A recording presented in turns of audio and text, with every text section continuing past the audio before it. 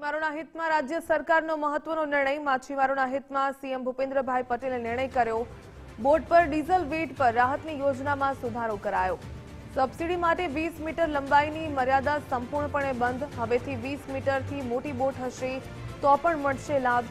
તમામ યાત્રિક બોટ ધરાવતા માછીમારોને લાભ થશે. જીતુભાઈ વાઘાણીએ જણાવ્યું. સાથે જ કહ્યું કે વેટ રાહત મેળવવા રિયલ ક્રાફ્ટ પોર્ટલ પર નોંધણી જરૂરી. જેમણે નોંધણી ન કરાવી હોય તો નોંધણી કરાવી લે. રાજ્યની 18,000થી વધુ યાંત્રિક બોટો યોજનાને પાત્ર. 20 મીટર લંબાઈ ધરાવતી જે બોટો છે, એટલે કે 20થી નીચે, એમને જ આ ડીઝલ સબસિડીનો લાભ મળતો હતો. હવે પછી આ નિર્ણય થઈ હતી 20 મીટરથી વધારે લંબાઈ ધરાવતી બોટોને પણ રાજ્યભરમાં એ બોટ ધારકોને, ફિશરમેનોને એમનો લાભ મળવાનો છે.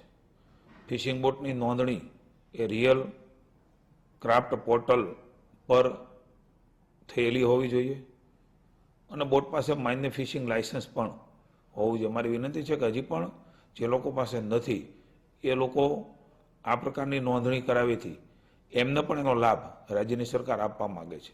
એટલે તમામ એસોસિએશનો, ફિશરમેનોને પણ મારી વિનંતી છે કે આપણે સૌ સાથે મળીને આપણા ફિશરમેનો માટે એની નોંધણી કરાવવાનું પણ બાકી રહી ગયું હોય તો અત્યારે ચોમાસાનો સમય છે, એની નોંધણી પણ કરીએ.